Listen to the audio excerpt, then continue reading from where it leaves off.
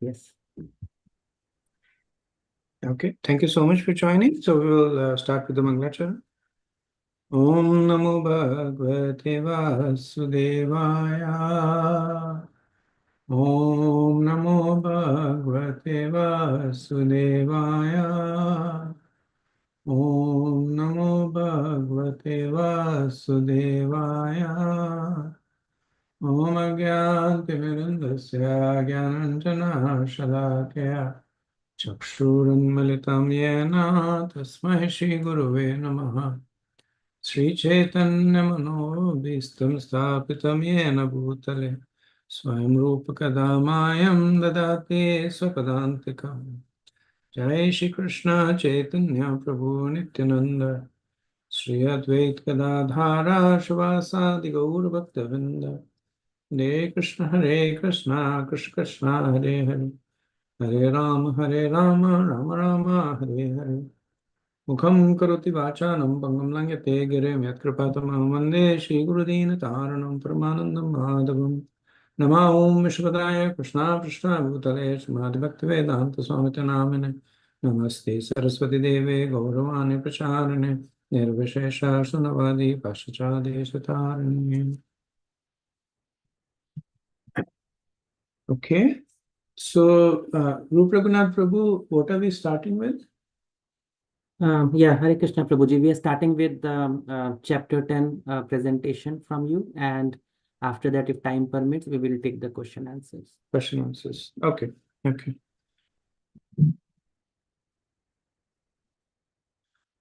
So let me share my screen.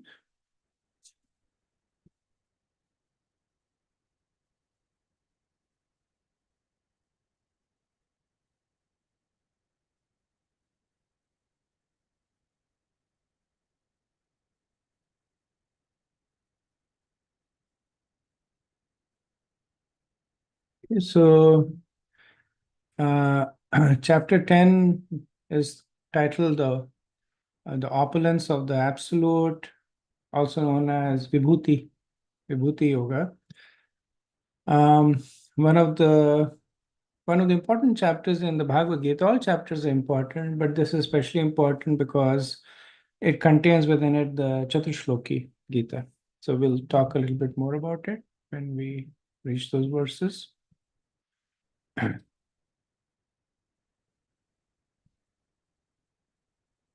So quick recap that at the end of the 6th chapter, Krishna, he glorifies those who think of him in Samadhi. Then beginning from the 7th chapter, which essentially is called the Bhakti section of the Gita, Krishna begins to give information about himself. And this he does to help the aspiring devotee concentrate on him. And this information also Krishna says is acquired through Shravan Kirtan and Sadhana. So Krishna presents himself to the conditioned soul, specifically to the materially conditioned soul. Then in the 8th chapter, Krishna speaks about the way to reach him. And he talks about that one who thinks of him at the time of death acquires his nature. And many people often say this is a chapter about death. To some extent, it is true, but it's more a chapter about preparing for death. It's about living, that how to live so that you are prepared for death. That by constantly being Krishna consciousness, engaged in Krishna consciousness throughout our life, then we are able to fix our mind on Krishna at the time of death. Otherwise, it's not possible. Then we proceeded to the 9th chapter, the most confidential knowledge, where Krishna revealed the method to be constantly Krishna conscious. So this essentially is the appearance of Bhakti in Bhagavad Gita, and Krishna calls it the most confidential, because Bhakti gives one control over Krishna.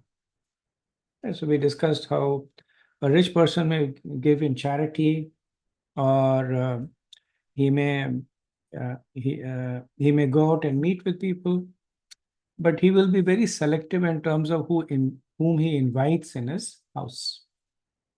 And bhakti essentially is the key to Krishna's kingdom.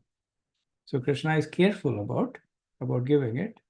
And we also saw many wonderful verses in this chapter about how Krishna protects his devotees, how he preserves what they have, carries what they lack, and the easy way to worship Krishna, the main component being love and devotion. So now let's move on to the 10th chapter, see how it's connected with the 9th chapter. So as I mentioned, that in the 9th chapter, Krishna describes bhakti, and he ends with the manmana bhavavat bhakto madhyaji mam namaskaru, that engage your mind in always thinking of me, become my devotee. Now in chapter 10, Krishna will expand on the confidential knowledge presented in chapter 9, and he will give further details about how can one be constantly engaged in thinking of Krishna. So as I noted, the 10th, 11th, 12th chapters essentially are the how-to parts. How to see Krishna in matter, that's the 10th chapter. How to see matter in Krishna, that's the 11th chapter. And how to see Krishna in the spiritual world, that's the 12th chapter. So between these three chapters, they guide a devotee from the initial stage of sadhana Vedi bhakti, where essentially the devotee is engaging his material senses, to Shuddha Bhakti.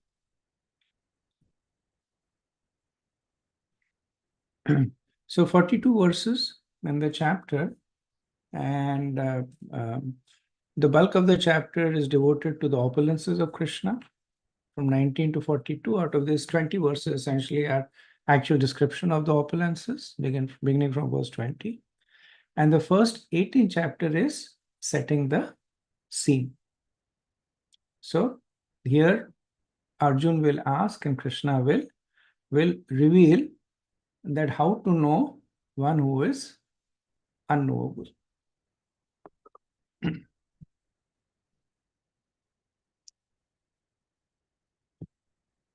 So we've been looking at this pretty much since the beginning of the Bhagavad Gita study, that how Krishna is successively revealing more and more detailed information about him. At the first part, the first thing it does is that he establishes the eternal identity of the jiva. Then in chapters 7 and 8, he establishes the relationship between the Jivatma and Krishna, Sambandhya. In chapter 9, he introduces us to Bhakti, the potency of Bhakti, which is Abhidegya. Now, in the 10th chapter, Krishna further expands on Abhidaya, that how to practice Bhakti, how to engage one's senses, and Krishna's reciprocation. So technically, Krishna's reciprocation is known as Prayojan. So Prayojan is the mature fruit of Bhakti. So it's like when you go, you try to make friends with a person, and you maybe go through a process to make the friends, make that friendship. That's Sambandhana Abhidaya. Now, when that friendship is established, then you begin to enjoy the relationship. You may have humorous exchanges, you may go on adventures together. That is Prayojan, the reciprocation of the object. So for the devotee, the object is Krishna. And when the devotee begins to experience Krishna's reciprocation, that is Prayojan. So even though the chapter is predominantly Abhidaya, but we'll see that Krishna does reveal instances of his reciprocation.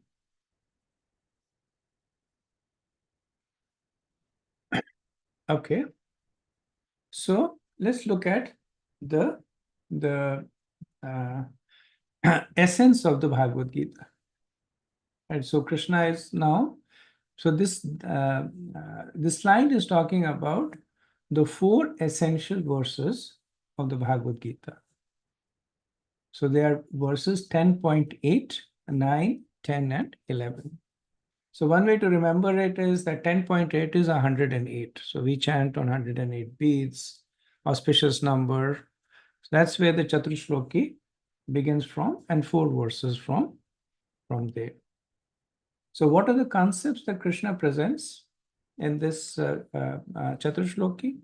So in my recorded lecture, I've devoted almost one full lecture to just the Chaturshloki, because there's a lot of philosophical fundamental facts that are revealed in these 4 verses that kind of anchors our Vaishnava philosophy nicely. So understanding the Chaturshloki anchors us in our bhakti. It enables us to answer questions, whether we are asking them ourselves or others are asking us. So strongly recommend you to if you can attentively listen to that lecture. Here I'll be giving a summation. So what are the facts that Krishna is making in this Chaturshloki? So first point he makes is that everything rests on me. Aham sarvasya prabhu matata sarvam pravartate.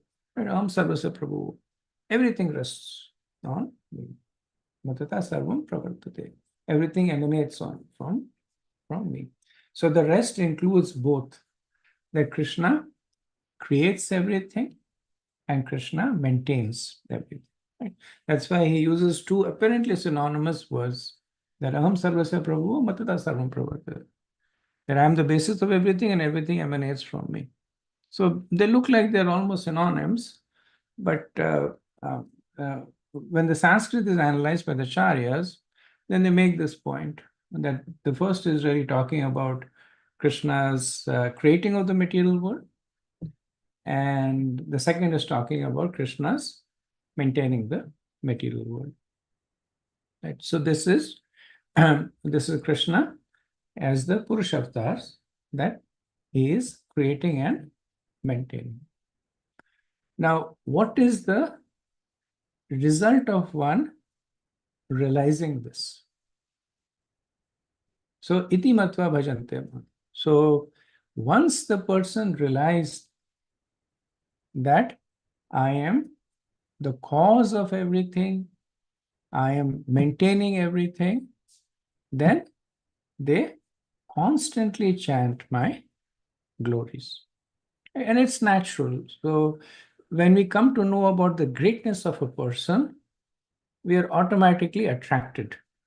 Even in the material conception, we realize that if we begin to appreciate a person, whether the person is good in sports or maybe a good singer or maybe a philanthropist or a scientist, then we constantly begin to inquire more about the person, discuss about the person, glorify the person. It's a natural consequence, and Krishna is drawing the same cause and effect over in this verse. He's saying that knowing that everything rests on me, my devotees chant my glories. Now comes so I said there are glimpses of prayojan, there are glimpses of Krishna's reciprocation. So Krishna says that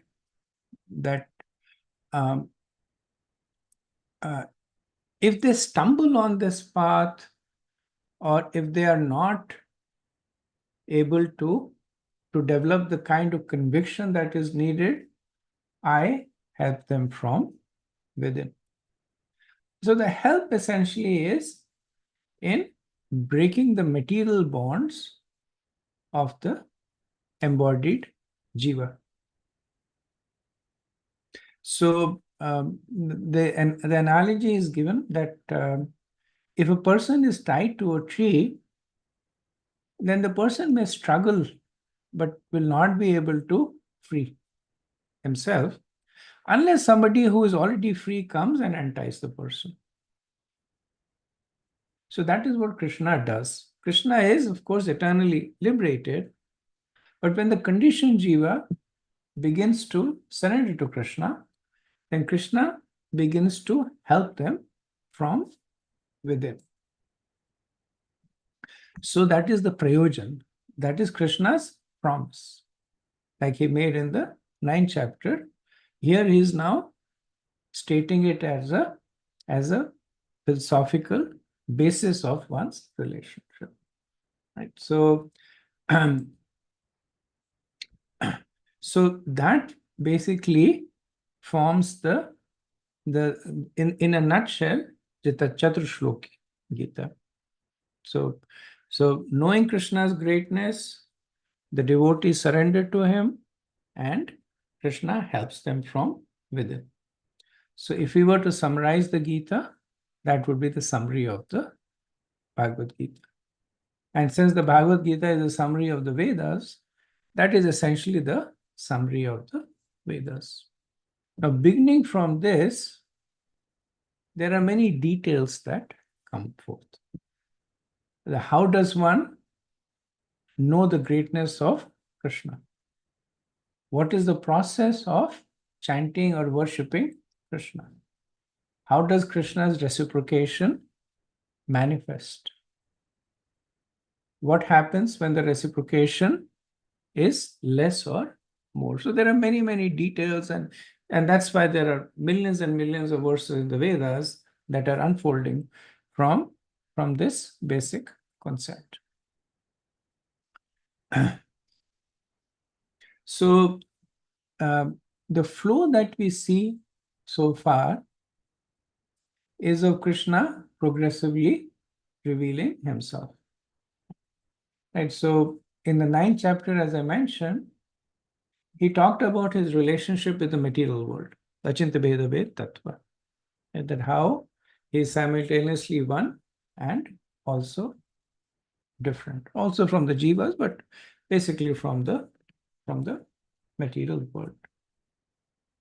But he is different because of his neutrality. He is different because he is not attached to the action or the activities. He is the same because he is the cause of everything. Like each and everything is being created and maintained by him. Right. So we discussed about this tattva. In the 10th chapter, Krishna is presenting himself to the Brahmavadis. So while pure devotional service is dear to Krishna, he also realizes that very few people will take to it. And just like the Vedas, they talk about, they mostly talk about things that are not bhakti. They talk about karma kand, gyan kand, they talk about austerities, because most of the people are attracted to that. So similarly, beginning from the 10th chapter, Krishna is going to present himself. As I mentioned, he's going to present himself within matter. So that is the Brahman realization. That you see everywhere around you, there is Krishna. In the smell of the flowers, in the wind, in the fire, everywhere that you see, there is Krishna. So when Krishna is everywhere, then there is no one place where Krishna is. And that's the impersonal conception. Now, the difference between Brahmavadis and Mayavadis is that the Brahmavadis accept the impersonal form of the Lord as something that is based on the Lord's personal form. Now, for whatever reason, they're attracted to the impersonal form. but they do not deny the personal form of the Lord. They accept the fact that there is Krishna, Swayam Bhagwan, Manushya Rupam. They accept all that. But because of their own propensity, they're more attracted to, to the Virat, to Brahman. So they are not really offenders because they are not, so to speak, denying Krishna's personal form, but the realization is limited. So the reciprocation is also limited. So chapter 10 is appreciating Krishna in everything. Chapter 11 is appreciating everything in Krishna. And so this is the universal form that we will study next, where Krishna shows his form that is encompassing space and time. The whole universe is within Krishna. The past, present, and future is within Krishna. This is what the yogis tend to be attracted to. And then in the 12th chapter, appreciating Krishna, Swayam Bhagwan, the two-armed form of Krishna, the son of Mother Yashoda and Nand Baba, stealing butter in Braj. So the very, very personal, intimate form of Krishna, which is appreciated by the devotees. And in the 12th chapter, Krishna also will establish the famous yoga ladder of how all these things relate to one another. So one thing that we will see that in the 10th chapter, Krishna says that what I'm going to tell you is even more confidential than what I have spoken so far. So Krishna so far has spoken the 9th chapter where he gave the most confidential knowledge. So what can be even more confidential than most confidential knowledge? So the most confidential knowledge is that Krishna can be easily accessed through the process of bhakti. How one can perform bhakti is even more confidential since it makes the above process possible. Right. So the most confidential knowledge may be that I may tell somebody that there is a treasure that is located at such a such place, and I'm only telling you, nobody else. So it's confidential knowledge. But then I give the map to the person. That becomes even more confidential because now taking that map, the person can actually get to the treasure. So in the chapters 10, 11, 12, Krishna essentially is giving the map now, how to get to the treasure of Krishna Bhakti. So that's why he glorifies it as even more confidential. And this also reveals Krishna's partiality to his devotees. Because he is revealing this knowledge in open, in plain sight, but he also reveals it in a way that it is only accessible to devotees. So this is the extent of his partiality. Right? So he tells everybody that there is a treasure that is located under a banyan tree at this place. But only to some people he will give the map. That is his partiality.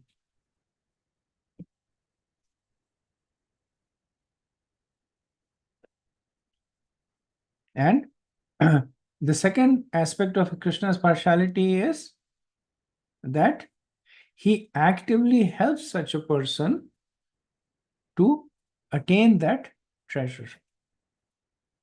So Krishna not only gives the person a map, but when the person starts walking, then Krishna sends his devotees that why don't you help him? Or he may come himself and say, okay, let me give you. He may come in a car and say, let me give you a lift. Or he may come in a boat and say, let me help you cross this river. Or he might say, don't go down this route. It's a little dangerous. There is a easy route around here. So his partiality is is that he reveals information accessible to his devotees, and not satisfied with that, he now begins to actively help his devotees. That is even more confidential.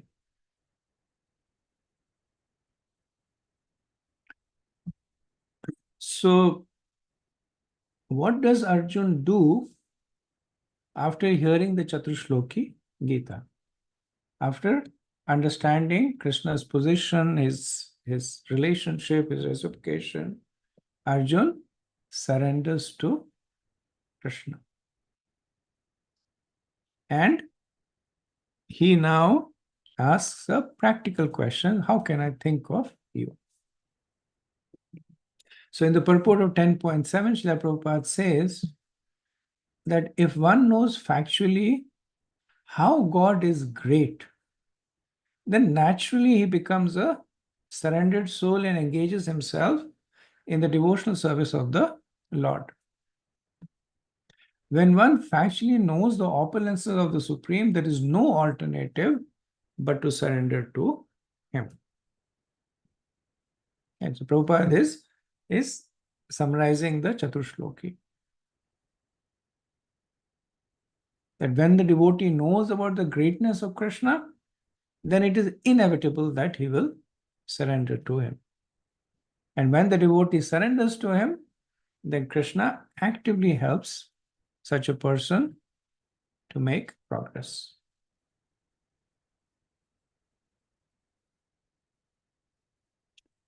And so this is just a glimpse of the opulences of Krishna. So as I mentioned, Krishna, in 20 verses, he talks about 72 opulences. And I just picked a few that kind of I like, but obviously, once you read the chapter, the opulences are inspiring. So Krishna first presents himself as the super soul, that he is seated in the heart of all living entities. I am the beginning, the middle, and the end, which means that I am the creator, maintainer, and destroyer. So I'm Garbhodaksha Vishnu, Karunadaksha Vishnu, Shrivadaksha Vishnu, and as Lord Shiva, he is the destroyer. Right? So Krishna presents his opulences in two categories. One is where Krishna says that I am the best of this group. And the second, he presents himself in relationship to a group, saying that I am the essence of this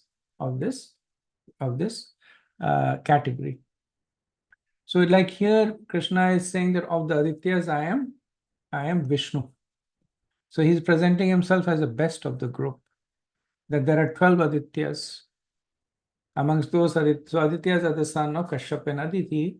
Amongst the Adityas is Indra and Varun, so different demigods are Adityas. And the youngest of the Adityas is Vamandev. So Krishna says of the Adityas, I am Vishnu. So he's pointing to Vamandev. Then of the Maruts, I am Marichi, and amongst the stars, I am the moon. So when he says that amongst the stars, so stars is essentially nakshatras. So amongst the nakshatras, he says, I am moon. So the nakshatras and the moon are different categories. Like the moon travels through the 27 nakshatras. So it's not that the moon is the best of the nakshatras, but the moon glorifies the nakshatras. Right? So we know that Som is married to the 27 daughters of Prajapati Daksha, and each of them live in one of the nakshatra. So moon travels every day, goes to one nakshatra, and when so the wife is glorified when the husband is there. So when the moon is in the nakshatra, then that nakshatra is glorified. So Krishna says that I am the essence that glorifies. Like in the first also, he says that I am the beginning, the middle, and the end. So essentially, he says I am the essence of the creation. So these are the two categories that you will notice that Krishna presents his opulences. Either I am the best of the group or I am the essence of the group. So of the Vedas, I am Samved, of the demigods, I am Indra, Of the senses, I am mind, and in living beings, I am living forces. Right. So the first three are the best of the group. The fourth is the essence. The essence, the essential quality of a living being is the living force or the consciousness. But the first three is that there are four Vedas: Rig, Sam, Atharva, and Yajurveda. The Sam Veda is considered to be the best because it is composed of very beautiful rhythmic hymns that can be sung. And so Samveda essentially is an subset of the Rig Veda. So the hymns of the Rig Veda, they're compiled in the Samveda. So when Samvedas are sung, then it creates a very enchanting environment for everybody. The priests, the listeners, even the demigods come to listen to the hymns of the Samveda. Most of the hymns in Samveda are glorifications of Indra. Then amongst the Devas, he says, I'm Indra, king of the Devas. So similarly, we can see so many of the Rudras, I am Lord Shiva, of the Yakshas and Rakshasas, Kubera, of the Vasus, I am Agni, and of the mountains, I am Meru. So in the recorded lectures, I've also taken this opportunity to speak a little bit more about these personalities, just because they're part of our Vedic culture. So I've spoken a little bit more. I think that's why I think the length of the lectures increased a little bit. But I thought it was also a good opportunity for us to familiarize ourselves with these personalities and the relationships. Priest, I am Brahaspati, the generals Kartik, the bodies of water, ocean. And why the ocean? Because the ocean is always calm. Of the trees, I am Banyan. Of the sages, of the demigods, I am Narad. Of the Gandharvas, I am Chitrarat. And among the perfected beings, I am the sage Kapila.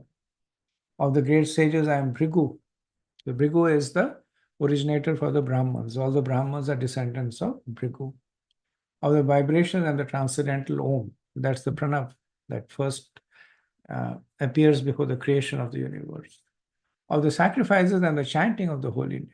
Prabhupada writes a lot about this in the purport, that Sankirtan Yajna.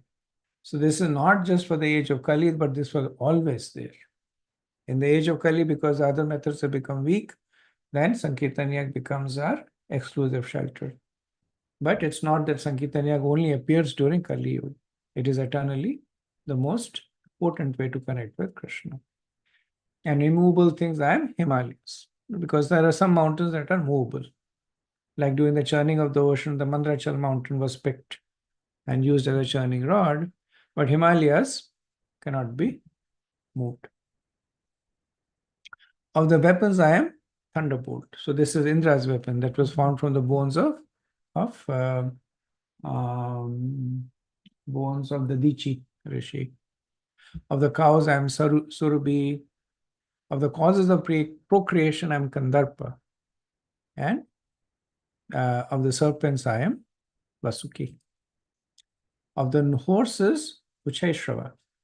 And of the lordly elephants, Airavat. So both Uchaishrava and Airavat were produced during the churning of the ocean. And both of them were claimed by Indra. And then says, amongst the men, I am monarch. He says, I am Prahlad amongst the Daitya demons. And among subduers, I am time. So time, so Krishna presents himself as time two times, I think, in this opulence. One is as the destroyer and the other is as the subduer. And so in cosmology, there is this discussion that time is actually an imaginary concept. The only thing that is real about it is destructive influence. Because otherwise, even we see ourselves, somebody says, my new year begins at this time. Somebody else says, no, my new year begins 6 months later on. Or somebody says, my months are 30 days, 31 days. You know, in the US, we have the daylight saving time. So they turn the clock back and forth. So it's basically anything that we can make out of it. We just make out of it, right? So the fact that we can do anything with it means that there's no factual basis. The real factual basis of time is how it destroys everything and subdues everything. So that is Krishna. Of the many hooded Nagas, I am Anantas, Ananta Shesh. Aquatics, Varun. Of the departed ancestors, Arima, and the dispensers of law, Yama. Okay, so I won't go through all of them. Like I said, this is just a sample of the opulences. So like I said, Krishna presence is opulences in two categories. One is says that I am the best of the group, the greatest of the group. And the second he says is I am the essence of everything. And the reason he says that is that when we see that, then we are able to remember Krishna. So whenever we see anything extraordinary, somebody having extraordinary power, extraordinary beauty, whenever we see somebody with extraordinary intelligence, right? So while we appreciate the person, we are also reminding ourselves that this is coming from Krishna. And similarly, when we begin to appreciate the essence of that which is around us, the essence of life, the essence of creation and destruction, then we begin to appreciate Krishna. So that's the real reason that Krishna is presenting himself. But sometimes people say 10th chapter Krishna is boasting. Like he's saying, I'm the best, I'm the greatest, and anything that you see that is great is me. Now, factually speaking, for Krishna, this is a big come down because Krishna is Krishna. For him to say that I am Indra amongst the demigods, it is a huge come down for him. Because where is Krishna and where is Indra? There is no comparison between the two. But he is actually doing this to help us. And that when we see Indra performing fantastic tasks, fighting with demons, defeating them, etc., we say, okay, of the demigods, Krishna says he is Indra. Okay, so quick summary that when one understands that Krishna is inconceivable, then one serves him. And the essence of the Bhagavad Gita is presented as Krishna is the source and essence of everything. Knowing this, the devotees serve him with love. In reciprocation, Krishna gives them the understanding to attain him. And Krishna actively helps by destroying all kinds of ignorances. Ignorance about the self, who am I?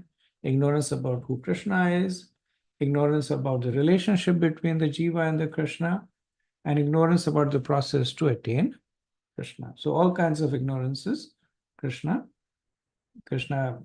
destroys. And for one who is starting, who is still materially embodied, Krishna provides various ways that one can look into the material world and appreciate him, think about him. Prabhupada would say that if one only thinks that Krishna is the taste of water, that is sufficient for the person to be liberated. In one lecture, Prabhupada says that when one just drinks water and says, this water is Krishna, the taste of water is Krishna, that is enough to take them back to Godhead. Okay. So this is the end of the presentation. And we have some time if you would like for any discussion on the 10th chapter, or if you have any questions about the past chapters, you can feel free.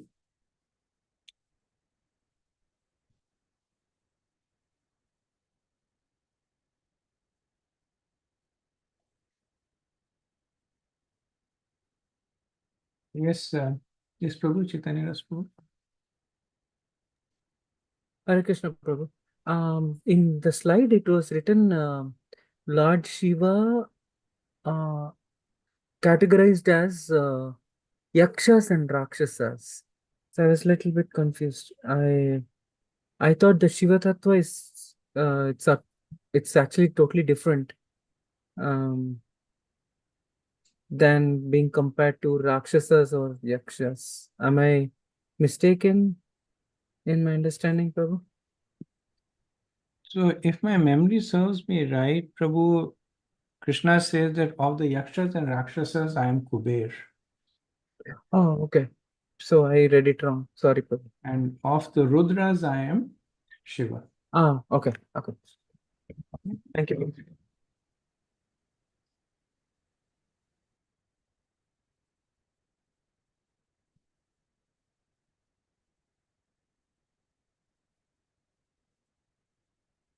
Yes, Prabhu. Prabhu. Yeah, Hare Krishna Prabhuji. Thank you for the nice class. So, like you mentioned, Prabhuji, now Arjuna has surrendered to him, having understood the opulences of the Krishna. My question is it the first time that he has surrendered to him, or is it like his level of surrenderness has now little bit increased? Because previously also probably we saw those instances, and in future also he says, now I'm completely surrendered to you. So is this like a level of surrenderness to Krishna as Krishna is speaking to Arjuna? So if you look at the statements that Krishna Arjun makes in the Bhagavad Gita, the majority of the verses that he speaks are questions. With the exception of the first chapter, where he is talking about his inner turmoil, this is the only time in the Bhagavad Gita when Arjun speaks philosophy. Otherwise, he never speaks philosophy. He will, in 18th chapter, he will say that now my doubts are, he kind of acknowledges the philosophy, but at in the 10th chapter after the Chaturshloki, then the Arjun says, Param Brahma, Param Dhamam, Paramam Bhavam. So he basically, now he's speaking philosophy to Krishna, which is, which is a reflection of Arjun's ecstasy, that he has had this aha moment, this big bright light about who Krishna is. And he's quoting he says, not only am I saying it, but the same thing is said by Narada, Sid Devala, Vyas, now you're saying it. So he's establishing the disciplic succession. So it's almost like he's sitting down giving a class, right? When you give a class, then you establish that I'm speaking based on the predecessor acharyas, and this is what I'm speaking. So it's a reflection on the fact that to some extent this is the turning point in the Bhagavad Gita. That following the flow of the Prakrit Bhagavad Gita. Now we know Arjuna was a pure devotee. He always knew that Krishna was God. But in the flow of the Bhagavad Gita, Arjun heard about karma, jnana, astanga. Arjun heard about Krishna. Now he hears the Chaturshloki, and now he's convinced. Now from now onwards, the mood becomes more in terms of getting more details. And 11th chapter. So the verses, Arjun speaks the most verses in 2 chapters, in the first chapter and the 11th chapter. And both the verses are Arjun talking about confusion. Right, first chapter is confusion is from indecisiveness. 11th chapter is confusion comes from fear, seeing Krishna's Virat roop. Right, so that is essentially our situation. Most of the time, either we are confused about our position, or we are confused because of the opulences of Krishna, the material manifestation of Krishna. And that's where we speak. But in the 10th chapter, the verses that Arjuna speaks, they are the essence of his realization. So that's why they're also considered to be very special. Yeah. Understood, Prabhuji. So is it okay to understand it that way, Prabhuji, that so far it was more of a Guru and Shishya, where he was inquiring and Krishna was guiding him, and now it's more of a Bhakta and Bhagavan, wherein now he has accepted and he will speak in that. Okay. Thank you. Exactly. Sharadya, Mataji? Hare Krishna, Prabhuji. Thank you so much for the wonderful session and all the recorded lectures, Prabhuji. Very, very nice nectar, Prabhuji. It makes the understanding so clear. So I want to really, with my heart, grateful heart, I want to thank you, Prabhuji. And Prabhuji, I have a small question too, that, in this chapter, Krishna reveals his various opulences to us. And hearing all these opulences, and then Krishna says, after knowing all this, knowing his greatness, the essence is that we surrender unto Krishna, and we live a Krishna conscious life. And Prabhuji, through these classes, we are learning constantly about Krishna's, most confidential knowledge. Then even this lecture is even more confidential knowledge. So we are hearing, and we are trying to live our life in a Krishna conscious way. But Prabhuji, still, we know we know a lot. We know how how great he is, how sweet he is, how much he loves us as devotees, his reciprocation. But still, Prabhuji, with day-to-day life, I'm speaking for myself, I forget, I want to, knowing all this, I want to surrender every moment to Krishna, but it doesn't happen, so easily with day-to-day life, work, and all some stressful situations. How can we, Prabhuji, remember all these, moment to moment, and utilize every moment as a surrender to Krishna? So thank you, Mataji. Very nice question, practical question. So one thing that we have to understand, that when we say that constant remembrance of Krishna is the hallmark of a devotee, does not really mean that we're constantly only thinking of Krishna. We could, but that's not the only definition. Right? Arjuna is the classical example that after hearing the Gita, he for 18 days he fought in battle, and he was fully vested in the battle. But he was fighting the battle for the pleasure of Krishna. Right? So that is real remembrance of Krishna.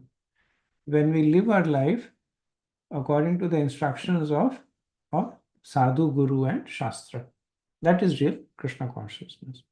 Not so much that at this stage, our natural adhikar is not so much that we're like constantly chanting Krishna's name or constantly thinking of Krishna or his pastimes.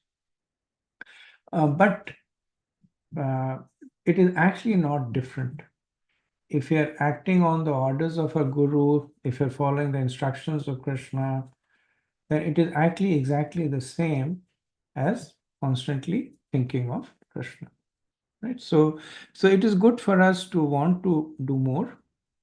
That's the nature of an enthusiastic devotee, that they want to make progress. But also important to acknowledge that that we have reached this stage by the mercy of Srila Prabhupada, Chaitanya Mahaprabhu, and it's not an ordinary mercy that we have. We are reading Prabhupada's books, discussing about his realizations in his purports. It's not an ordinary mercy that has to take effect. Just like when the sun rises, there has to be heat and light. Right? There's no doubt about that. Right? So our adhikar is to do the actions. The effect will happen inevitably. That is a promise, that is assurance that we have been given. Thank you so much, Prabhuji. really nice. So do everything for the pleasure of Krishna, for the satisfaction of Krishna, and then that's the bit. Okay, thank you so much, Prabhuji. Hari Bol. Thank you. Chaitanya Prabhu, please go ahead. Yes, Prabhu. I was just wondering, when we read the 10th chapter where he's talking about various opulences, it almost feels like it's more conducive to the Aishwarya Bhav than the Prema Bhav.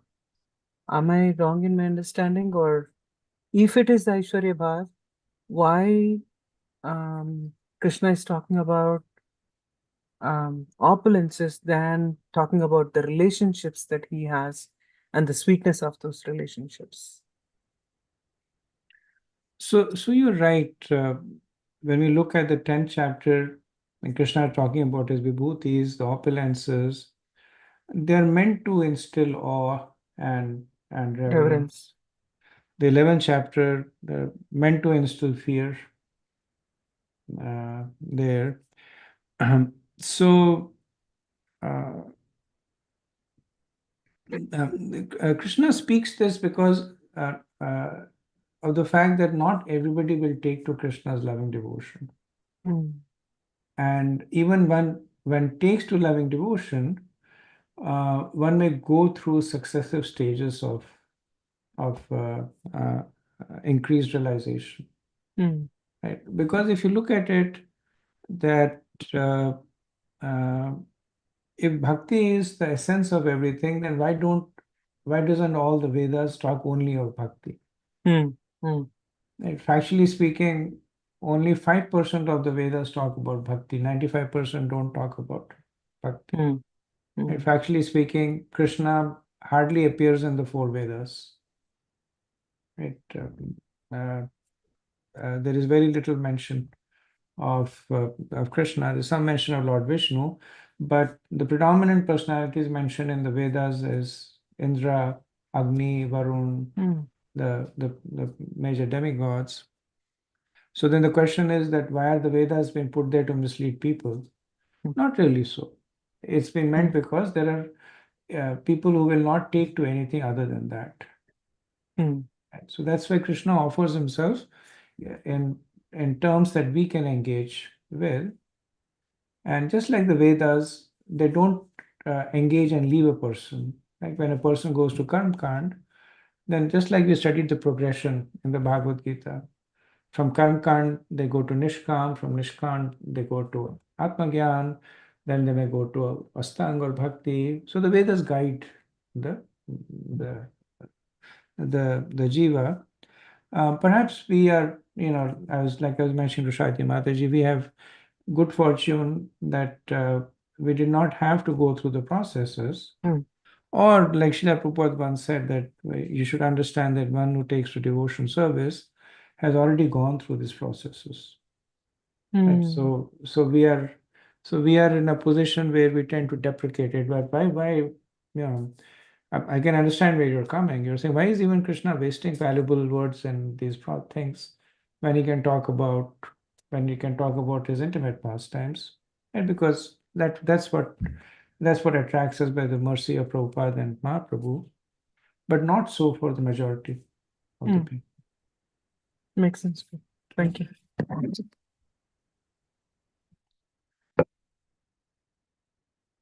Okay, over to you, Rupa Raghunath Prabhu. Yes, Prabhuji. I think if there are no more questions, the next week agenda is going to be group presentations on chapter 10, and I'll put the topics in the chat after the class.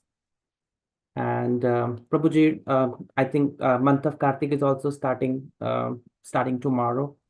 Since we have like 3-4 minutes, can you speak a little bit to inspire us? Whatever you want to say for us to practice or a little bit for the glorification. For the month of Kartik, so Kartik is it's a time of increased reciprocation from Krishna. So Kartik is decorated by so many wonderful festivals There is Govardhan Dharan Leela, Damodar Leela. Then there is Bhai Dooj, there is Dhanteras, there is Deepavali. So almost every other day in the month of Kartik is a day of festivity. So it's a month where we can take some vows to, because Krishna's promise also is that Kartik, his reciprocation becomes more. So just like on Ekadashi, Krishna is more tuned to us. So whatever we do, devotional service, we do, the reciprocation is more. So that's true for the month of Kartik also. So we can take some vows. Srila Prabhupada encouraged devotees to make some Kartik vows. Traditionally, devotees would travel to Vrindavan for Kartik and either do yatras or parikramas, etc. We may not be able to do that. Earlier on, within ISKCON, a lot of sannyasis would actually conduct yatras during Kartik. But they've stopped mostly now because the logistics became very difficult. Everybody's going for Kartik. So I remember once for Kartik, we had gone with Guru Maharaj, and we went to a temple. I forget which temple. There were like 20 buses with devotees, and it was a small temple. By the time you gave obeisances, the lecture was over. So there were only few people could go give obeisances at a time. So there were literally 300, 400 people, and they were all standing in a line to give obeisances. And when you gave obeisances, you got back onto the bus. That's the only thing you could do. So I think now, just to be practical, I think the yatras are being scheduled outside Kartik. But we can do in our house, try to serve Vaishnavas during the Kartik. Take some vow of different devotees take different vows. Some chant extra rounds. Some take a vow of reading some number of verses, either of the Bhagavad Gita or Bhagavatam. Some take vow of eating, some giving up something that they like. So something that for the pleasure of Krishna. And we will of course be meeting also during the month of Kartik. So I'm also looking forward to it. Thank you so much, Prabhuji, for sharing. It inspires us. Okay, it's also the time, so I think we can end with the prayers, Prabhuji. Okay. Vanchakalpatarubhyascha kripa sindhubhyeva cha patitanam pavanebhyo vaishnavebhyo namo namah. अनंत कोटि वैष्णव वृंद की जय, शिला प्रभुपाद की जय, Jai. Nitai Gaur Premanand. Hari Hari Bol. Bol. Hare Krishna. Hare Thank you, Prabhuji. Hare Thank Krishna. you. Hare Krishna. Thank you, Prabhuji. Thank you, Prabhuji.